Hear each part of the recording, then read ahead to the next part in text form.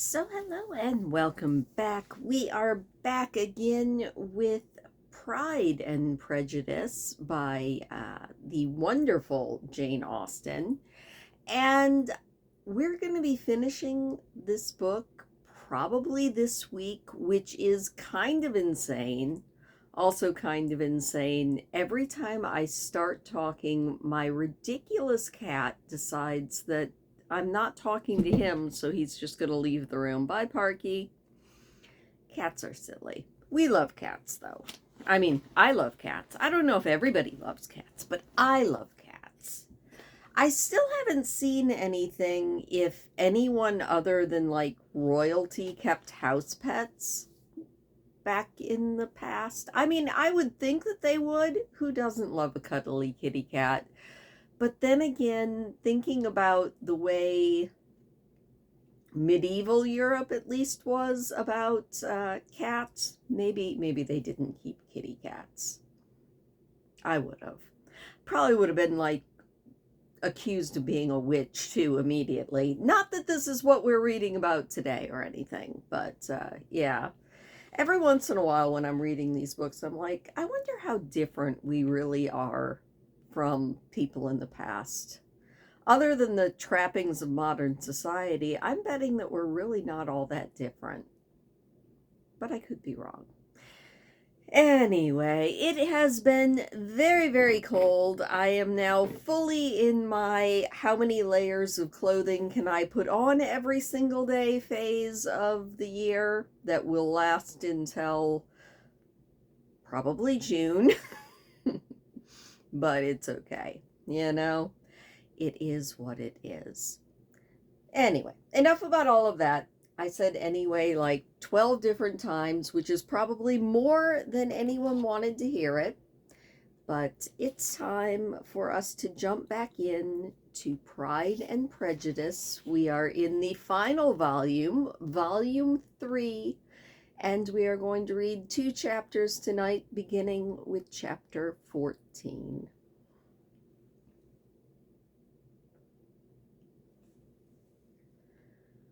One morning, about a week after Bingley's engagement with Jane had been formed, as he and the females of the family were sitting together in the dining room, their attention was suddenly drawn to the window by the sound of a carriage, and they perceived a chaise and four driving up the lawn. It was too early in the morning for visitors, and besides, the equipage did not answer to that of any of their neighbors. The horses were post, and neither the carriage nor the livery of the servant who preceded it were familiar to them. As it was certain, however, that somebody was coming, Bingley instantly prevailed on Miss Bennet to avoid the confinement of such an intrusion, and walk with him away into the shrubbery. They both set off, and the conjectures of the remaining 3 continued, though with little satisfaction, till the door was thrown open and their visitor entered. It was Lady Catherine de Bourgh. They were, of course, all intending to be surprised, but their astonishment was beyond their expectation, and on the part of Mrs. Bennet and Kitty, though she was perfectly unknown to them, even inferior to the surprise Elizabeth felt. She entered the room with an air more than usually ungracious, made no other reply to Elizabeth's salutation than a slight inclination of the head, and sat down without saying a word. Elizabeth had mentioned her name to her mother on her ladyship's entrance, though no request of introduction had been made. Mrs. Bennet, all amazement, though flattered by having a guest of such high importance, received her with the utmost politeness. After sitting a moment in silence, she said very stiffly to Elizabeth, "I hope you are well, Miss Bennet. That lady, I suppose, is your mother." Elizabeth replied very concisely that she was. "And that I suppose, is one of your sisters?" "Yes, madam," said Mrs. Bennet, delighted to speak to Lady Catherine. "she is my youngest girl but one. My youngest of all is lately married, and my eldest is somewhere about the grounds, walking with a young man who I believe will soon become a part of the family." "You have a very small park here," returned the Lady Catherine after a short silence. "It is nothing in comparison of Rosings, my lady, I dare say, but I assure you it is much larger than Sir William Lucas's." "This must be a most inconvenient sitting room for the evening in summer. The windows are full west." Mrs. Bennet assured her that they never sat there after dinner, and then she added, "May I take the liberty of asking your ladyship whether you left Mr. and Mrs. Collins well?" "Yes, very well. I saw them the night before last." Elizabeth now expected that she would produce a letter for her from Charlotte, as it seemed the only probable motive for her calling, but no letter appeared, and she was completely puzzled. Mrs. Bennet, with great civility, begged her ladyship to take some refreshment, but Lady Catherine very resolutely and not very politely declined eating anything, and then rising up, said to Elizabeth, "Miss Bennet, there seemed to be a prettyish kind of little wilderness on one side of your lawn. I should be glad to take a turn in it, if you will favor me with your company." "Go, my dear," cried her mother, "and show her ladyship about the different walks. I think she will be pleased with the Hermitage." Elizabeth obeyed, and running into her own room for her parasol, attended her noble guest downstairs. As they passed through the hall, Lady Catherine opened the doors into the dining parlor and drawing room, and pronouncing them, after a short survey, to be decent-looking rooms, walked on.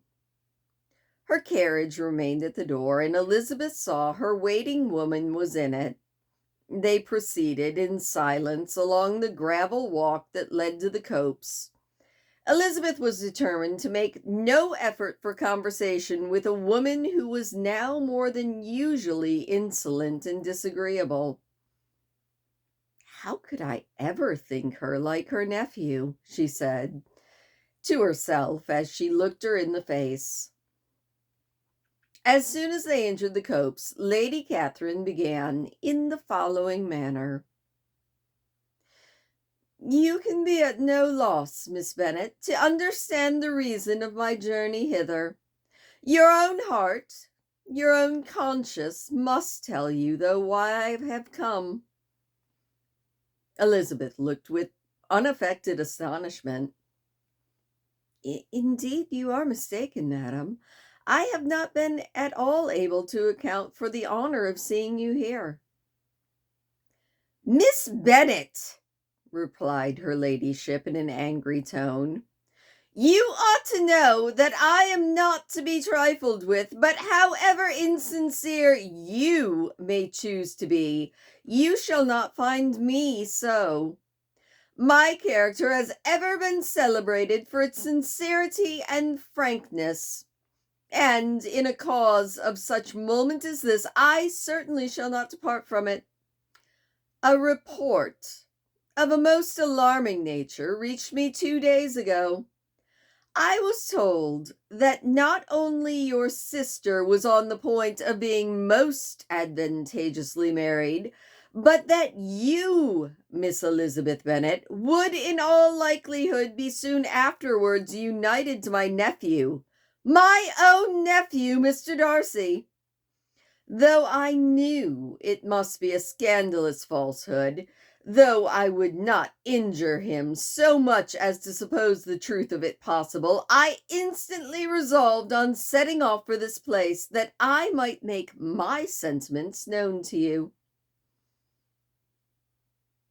If you believed it impossible to be true, said Elizabeth, coloring with astonishment and disdain, I wonder you took the trouble of coming so far. What could your ladyship propose by it? At once to insist upon having such a report universally contradicted. You're coming to Longbourn to see me and my family, said Elizabeth coolly, will be rather a confirmation of it indeed. Such a report is in existence. If, do you then pretend to be ignorant? Has it not been industriously circulated by yourself? Do you not know that such a report has been spread about? I never heard that it was. And can you likewise declare that there is no foundation for it? I do not pretend to possess equal frankness with your ladyship. You may ask questions which I shall choose not to answer. This is not to be borne, Miss Bennet. I insist upon being satisfied. Has my nephew made you an offer of marriage? Your ladyship has declared it to be impossible. It ought to be. It must be. Well, he retains the use of his reason. But your arts and allurements may, in a moment of infatuation, have made him forget what he owes himself and to all of his family. You might have drawn him in. If I have, I shall be the last person to confess it.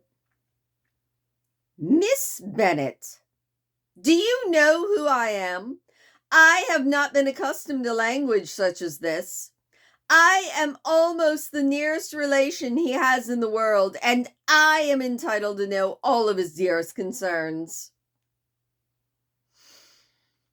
But you are not entitled to know mine, nor will such behavior as this induce me to be explicit. Let me be rightly understood.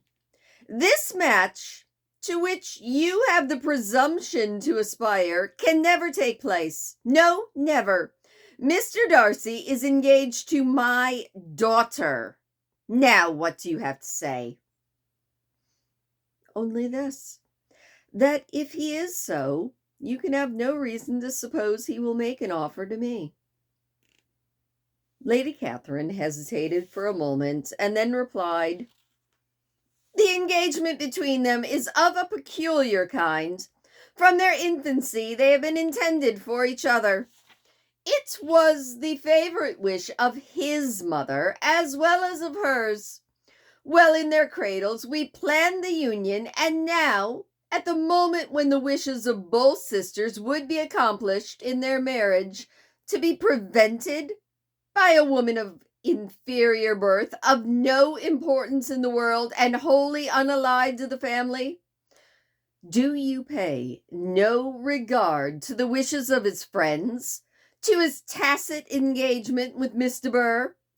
Are you lost to every feeling of propriety and delicacy?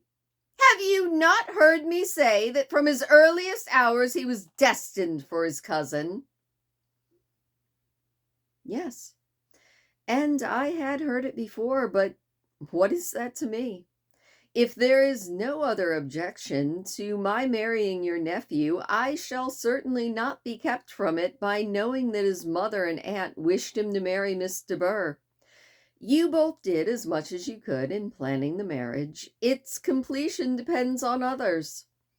If Mr. Darcy is neither by honor nor inclination confined to his cousin, why is he not to make another choice? And if I am that choice, why may I not accept him? Because honor, decorum, prudence, nay, interest forbids it. Yes, Miss Bennet, interest. For do not expect to be noticed by his family or friends if you wilfully act against the inclinations of all. You will be censured, slighted, and despised by everyone connected with him. Your alliance will be a disgrace. Your name will never be mentioned by any of us." "These are heavy misfortunes," said Elizabeth.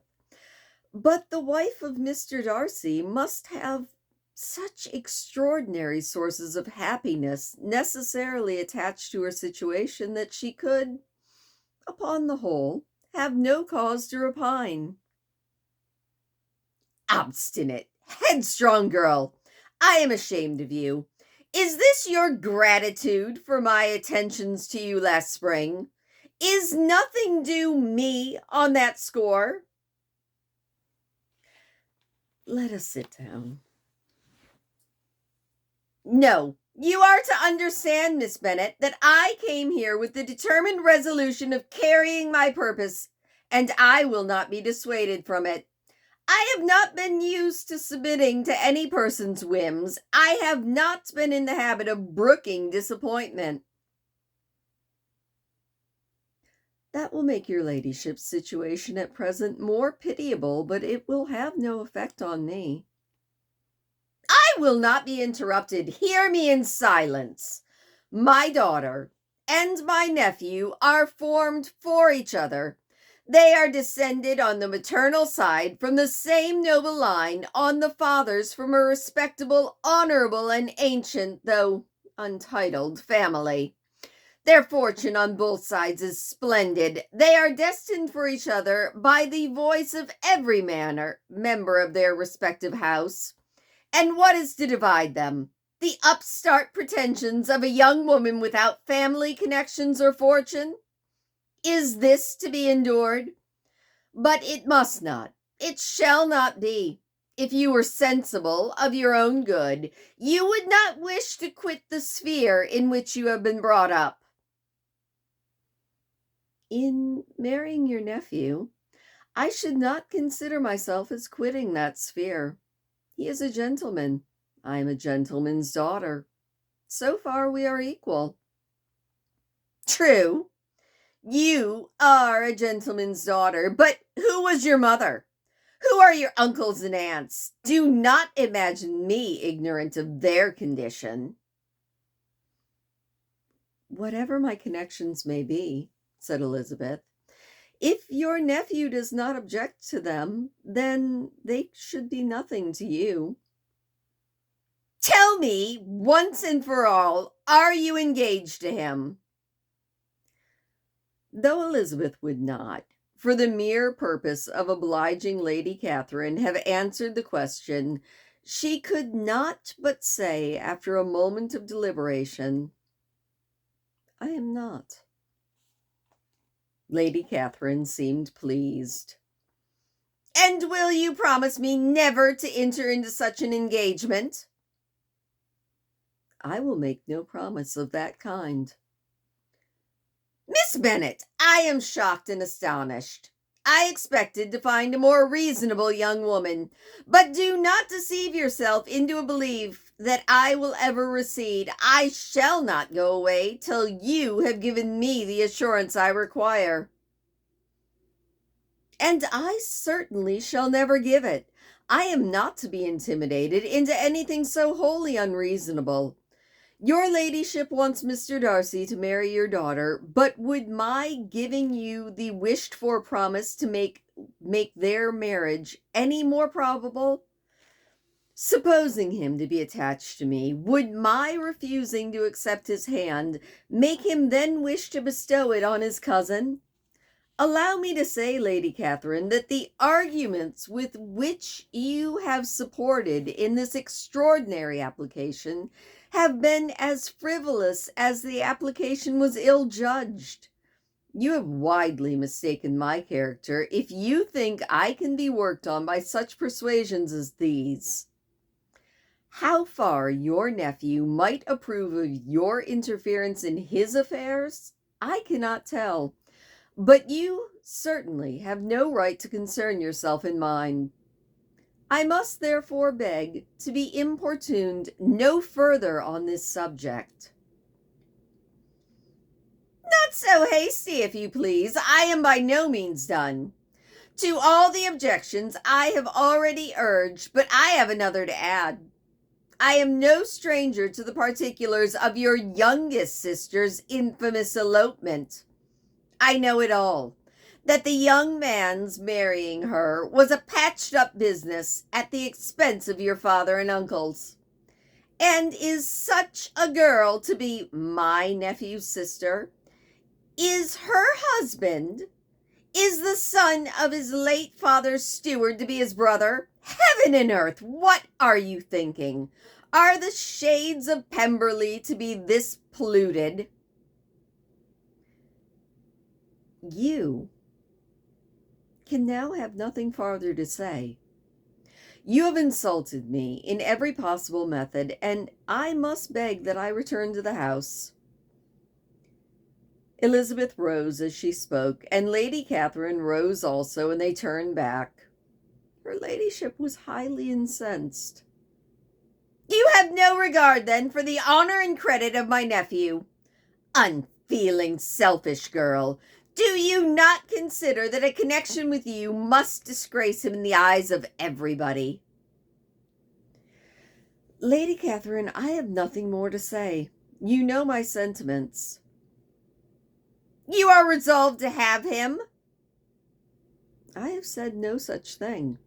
I am only resolved to act in that matter which will, in my own opinion, constitute my happiness without reference to you or to any person so wholly unconnected to me. It is well. You refuse, then, to oblige me. You refuse to obey the claims of duty, honor, and gratitude.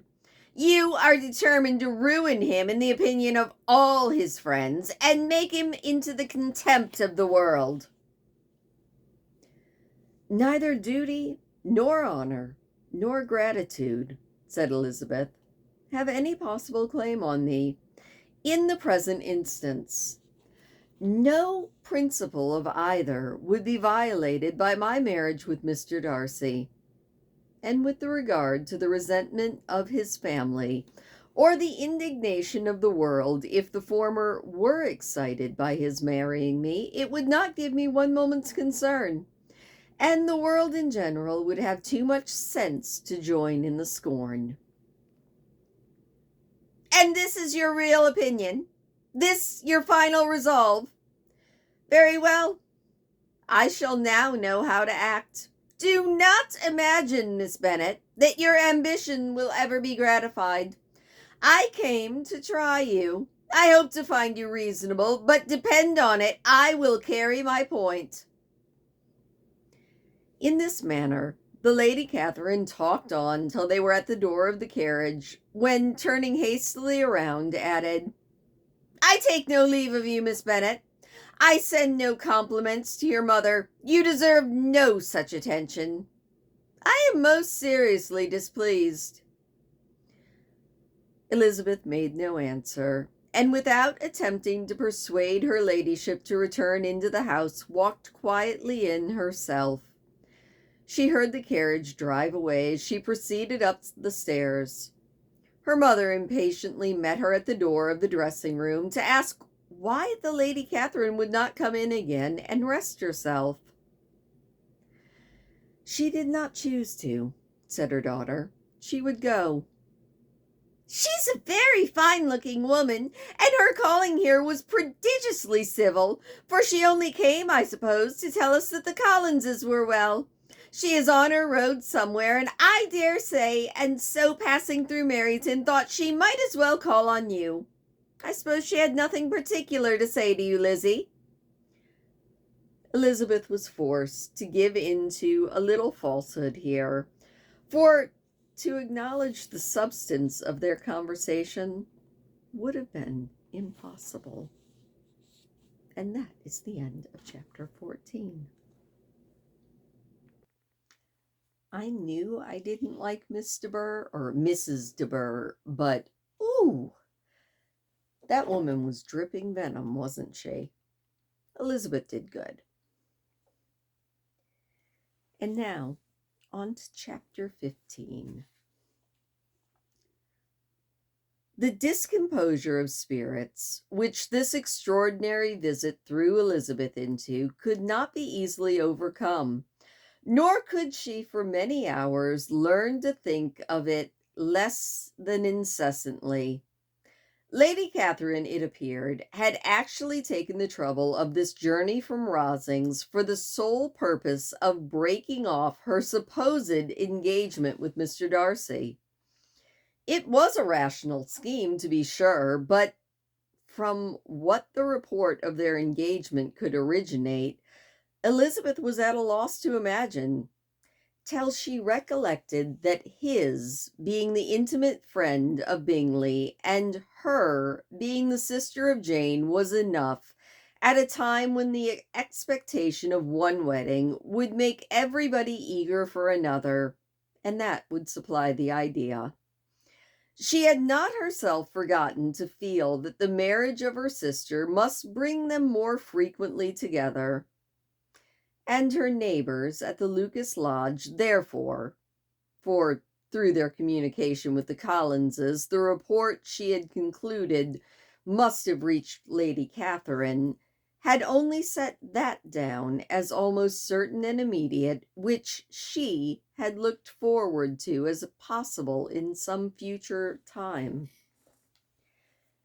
In revolving Lady Catherine's expressions, however, she could not help feeling some uneasiness as to the possible consequence of her persisting in this interference. From what she had said of her resolution to prevent their marriage, it occurred to Elizabeth that she must meditate an application to her nephew, and how he might take a similar representation of the evils attached to a connection of her, she dared not pronounce. She knew not the exact degree of his affection for his aunt, or his dependence on her judgment, but it was natural to suppose that he thought much higher of her ladyship than she could, and it was certain that in enumerating the miseries of a marriage with one, whose immediate connections were so unequal to his own, his aunt would address him on his weakest side. With his notions of dignity, he would probably feel that the arguments to which Elizabeth had appeared weak and ridiculous contained much good sense and reasoning. If he had been wavering before as to what he should do, which had often seemed likely, the advice and entreaty of so near a relation might settle every doubt, and determined him at once to be as happy as his dignity, being unblemished, could make him, and in that case he would return no more. Lady Catherine might see him in her way through town, and his engagement to Bingley of coming again to Netherfield would probably never happen. If, therefore, an excuse for not keeping his promise should come to his friend within a few days, she thought, I shall know how to understand it. I shall then give over every expectation and every wish of his constancy. If he is satisfied with only regretting me, when he might have obtained my affections and my hand, I will soon cease to regret him at all. The surprise of the rest of the family, on hearing who their visitor had been, was very great, but they obligingly satisfied it with the same type of supposition which had appeased Mrs. Bennet's curiosity, and Elizabeth was spared from much teasing on the subject. The next morning, as she was going downstairs, she was met by her father, who came out of his library with a letter in hand. "Lizzie," he said, "I was going to look for you. Come into my room." She followed him thither, and her curiosity to know what he had to tell her was heightened by the supposition of its being in some manner connected with the letter he held. It suddenly struck her that it might be from Lady Catherine, and she anticipated with dismay all the consequent explanations. She followed her father to the fireplace, and they both sat down. He then said, "I have received a letter this morning that has astonished me exceedingly. As it principally concerns yourself, you ought to know its contents. I did not know before that I had two daughters on the brink of matrimony. Let me congratulate you on a very important conquest." The color now rushed into Elizabeth's cheeks in the instantaneous conviction of its being a letter from the nephew instead of the aunt, and she was undetermined whether most to be pleased that he had explained himself at all, or offended that his letter was not addressed to herself, when her father went on. "You look conscious. Young ladies have great penetration in such matters as these, but I think I may defy even your sanguinity to discover the name of your admirer. This letter is from Mr. Collins." "From Mr. Collins? And what could he have to say?" "Something very much to the purpose, of course.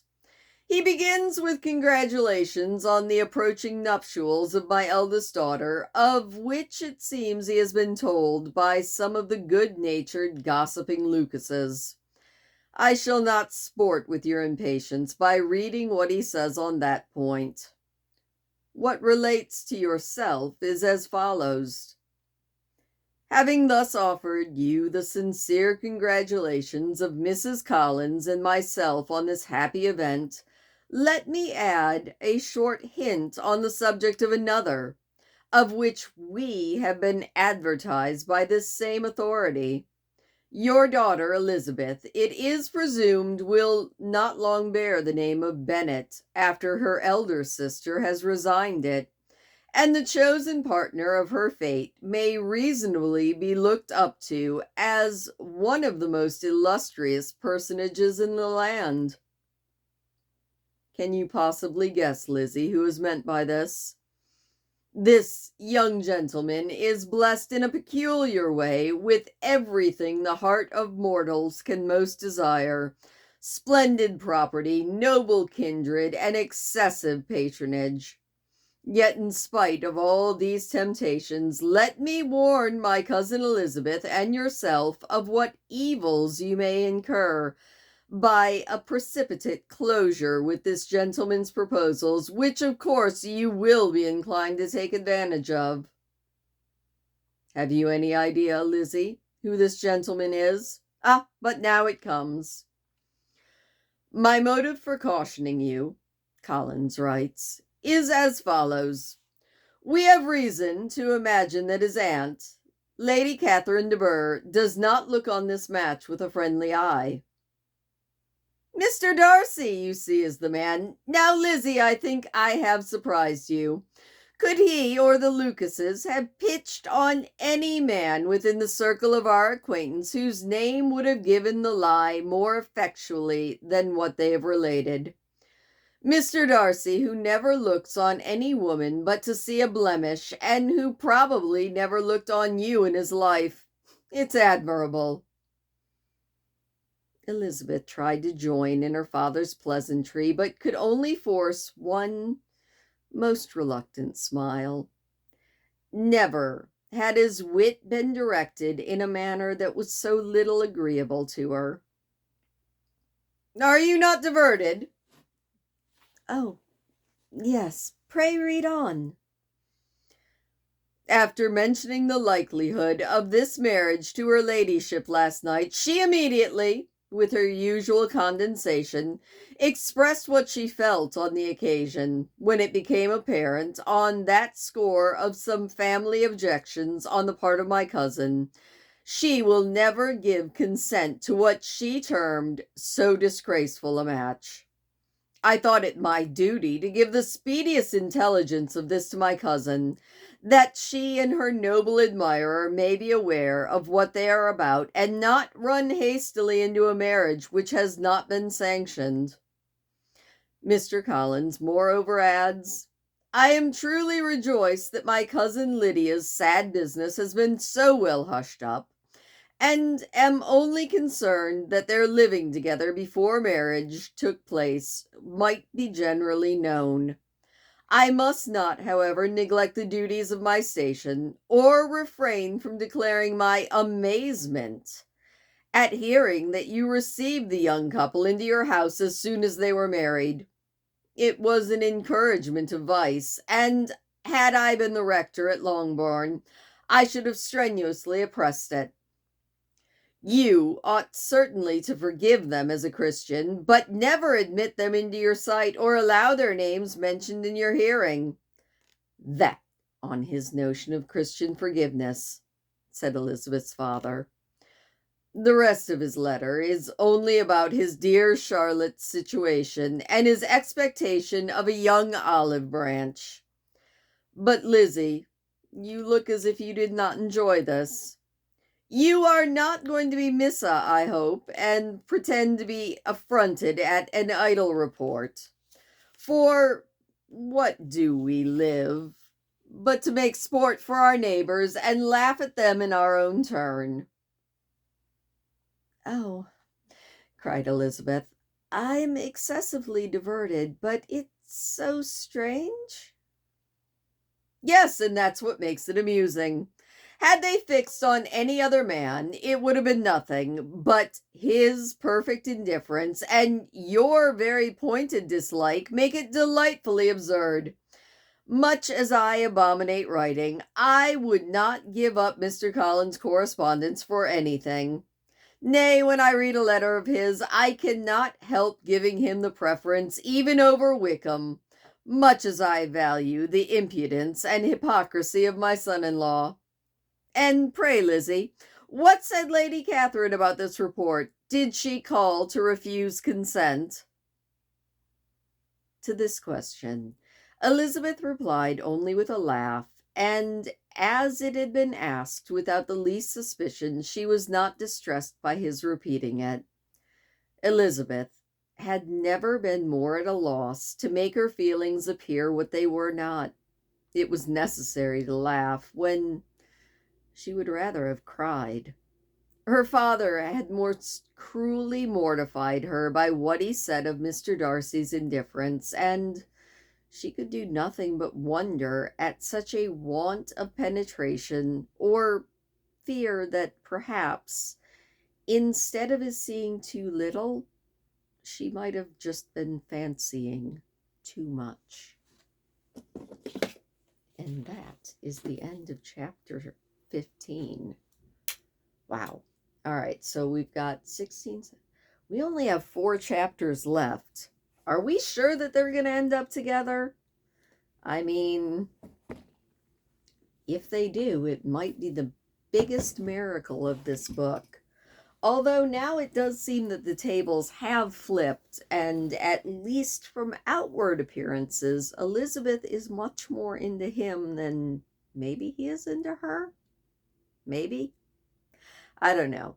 I want like 10 more books written from this book. I want one from Lydia's perspective. I want one from Mr. Darcy's perspective. I also want one from Miss Bingley's perspective, and I want her to be the villain in that one too. Anyway. Thank you so much for listening. I hope that you enjoyed that. Oh my gosh, that Mrs. DeBurgh, I don't like her at all. I hope they got a suitably nasty actress to play her.